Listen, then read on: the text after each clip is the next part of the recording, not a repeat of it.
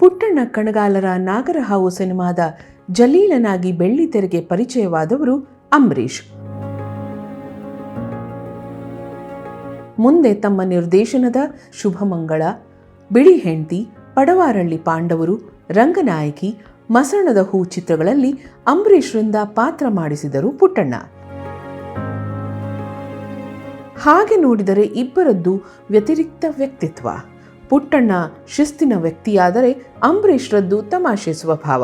ಅದು ಹೇಗೋ ಇಬ್ಬರ ಮಧ್ಯೆ ಒಂದು ಬಂಧ ಬೆಳೆದಿತ್ತು. ನೇರ ನಡೆ ನುಡಿಯ ಅಂಬರೀಷ್ ಅಂದರೆ ಪುಟ್ಟಣ್ಣರಿಗೆ ಪ್ರೀತಿ ವಾತ್ಸಲ್ಯ. ಅದೇ ರೀತಿ ಅಂಬರೀಷ್ರಿಗೂ ತಮ್ಮ ಗುರು ಪುಟ್ಟಣ್ಣ ಅಂದರೆ ಅಭಿಮಾನ, ಗೌರವ, ಒಂಚೂರು ಸಲಿಗೆ. ಪುಟ್ಟಣ್ಣರ ಸಿನಿಮಾಗಳಿಗೆ ಸ್ಥಿರಚಿತ್ರ ಛಾಯಾಗ್ರಾಹಕರಾಗಿ ಕೆಲಸ ಮಾಡಿರುವ ಪ್ರಗತಿ ಅಶ್ವತ್ಥನಾರಾಯಣ ಅವರು ತಾವು ಕಂಡ ಪುಟ್ಟಣ್ಣ ಅಂಬರೀಷ್ ಸಂಬಂಧವನ್ನು ನೆನಪು ಮಾಡಿಕೊಳ್ಳುವುದು ಹೀಗೆ. ಅಂಬರೀಷದು ಎಲ್ಲರಿಗೂ ಗೊತ್ತೇ ಇದೆ ಅವ್ರ ಕ್ಯಾರೆಕ್ಟರ್ ಆದಂಥ ಹುಡುಗಾಟಿಕೆ ಸ್ವಭಾವ, ಯಾವುದು ಸೀರಿಯಸ್ ಇರಲ್ಲ. ಅವರು ಚೀಫ್ ಮಿನಿಸ್ಟ್ರಿಂದ ಹಿಡಿದು ಡೈರೆಕ್ಟ್ರ್ವರೆಗೂ ಎಲ್ಲರ ಹತ್ರನೂ ಅವರು ಹುಡುಗಾಟಿಕೆನೇ ಅಂಬರೀಷ್. ಪುಟ್ಟಣ್ಣವ್ರ ಹತ್ರನೂ ಹಂಗೆ. ಪುಟ್ಟಣ್ಣವ್ರ ಹತ್ರ ಅಂದರೆ ಬೇರೆ ಡೈರೆಕ್ಟ್ರ್ ಆಗಲಿ ಟೆಕ್ನಿಷಿಯನ್ಸ್ ಆಗಲಿ ತುಂಬ ಒಂಥರ ಗೌರವ ಭಾವನೆ, ಒಂಥರ ಶಿಸ್ತು ಎಲ್ಲ ಇತ್ತು. ಆದರೆ ಅಂಬರೀಷ್ ಮಾತ್ರ ಯಾವುದನ್ನು ಫಾಲೋ ಮಾಡಿದ್ರು, ತಂದೇನಿತ್ತು ಅದನ್ನೇ ಮಾಡ್ತಾಯಿದ್ರು.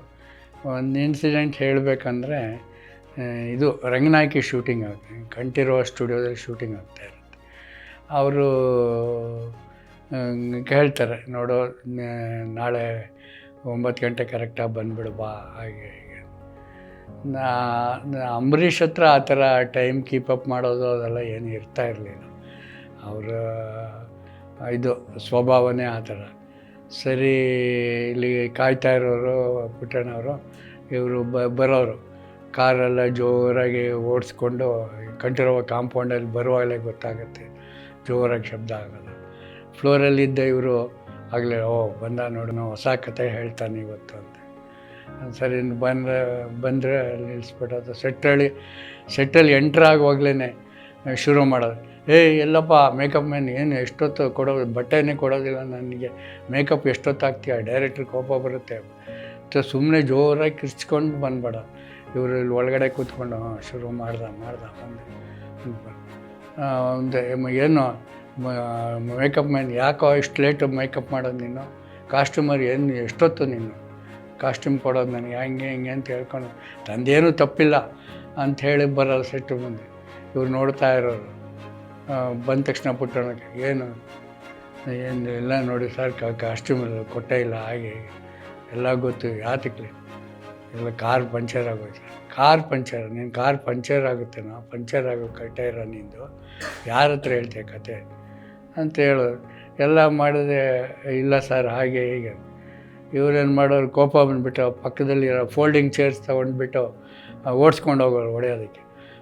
ಡೈರೆಕ್ಟ್ ಹೊಡಿತಾರಪ್ಪ ಅಂತ ಫ್ಲೋರೆಲ್ಲ ಓಡಾಡೋದು. ಅವರಿಂದ ಇವರು ಓಡಿಸ್ಕೊಂಡು ಹೋಗೋದು. ನಾವೆಲ್ಲ ಸುಮ್ಮನೆ ಸೈಲೆಂಟ್ ಪ್ರೇಕ್ಷಕರಾಗಿ ನೋಡ್ತಾ ಇರೋದು. ಕಡೆಗೆ ಡೈರೆಕ್ಟ್ರ್ ಹೊಡಿತಾರೆ ಅಂತ ಓಡಿಬಿಡೋದು. ಕಡೆಗೆ ಇವ್ರಿಗೂ ನಗು ಬಂದ್ಬಿಡೋದು, ಅವ್ರಿಗೂ ನಗು ಬಂದ್ಬಿಡೋದು.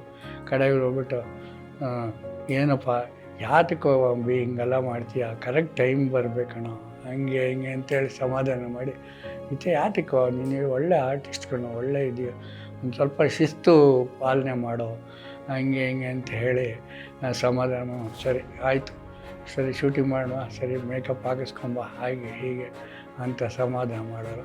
ಇವರು ಹೋಗ್ಬಿಟ್ಟು ತಿರ್ಗಾ ಪುಟ್ಟಣ್ಣ ಅವರು ಕಾಲರೆಲ್ಲ ಮುಟ್ಟಿ ಹಿಂಗೆ, ನೋಡಪ್ಪ ನಮ್ಮ ಡೈರೆಕ್ಟ್ರಿಗೆ ಯೌವನ ಹೋಗ್ತಾಯಿದೆ, ಎಂತೆಂಥ ಬಟ್ಟೆ ಹಾಕ್ತಾರೆ ಅಂಥೇಳಿ ಅವ್ರನ್ನ ತಮಾಷೆ ಮಾಡಿ ಒಂದು ಹೋಲ್ ಸೀನ್ನ ಅಂಬರೀಷ್ ಬಿಟ್ಟು ಇನ್ನು ಯಾರು ಕೇಳೋ ಆ ಥರ ಪುಟ್ಟಣ್ಣವ್ರ ಹತ್ರ ಆ ಥರ ಮಾತಾಡಿಸಿ ಅಷ್ಟು ಜಾಲಿಯಾಗಿ ಮಾಡೋ ಇನ್ನು ಬೇರೆ ಯಾರಿಗೂ ಸಾಧ್ಯ ಇಲ್ಲ. ಪುಟ್ಟಣ್ಣವ್ರು ಅಲ್ಲಿದ್ದಾರೆ ಅಂದರೆ ಅಷ್ಟು ದೂರ ಇರೋರು ಎಲ್ಲ ಆರ್ಟಿಸ್ಟ್ ಆಗಲಿ ಇದಾಗಲಿ ಒಂದು ಮಾತಾಡಬೇಕು ಅಂದರೂ ಹೆದರೋರು. ಅಂಥದ್ರಲ್ಲಿ ಅಂಬರೀಷ್ ಪುಟ್ಟಣ್ಣ ಅವ್ರದ್ದು ಸಂಬಂಧನೇ ಬೇರೆ ರೀತಿ ಇತ್ತು.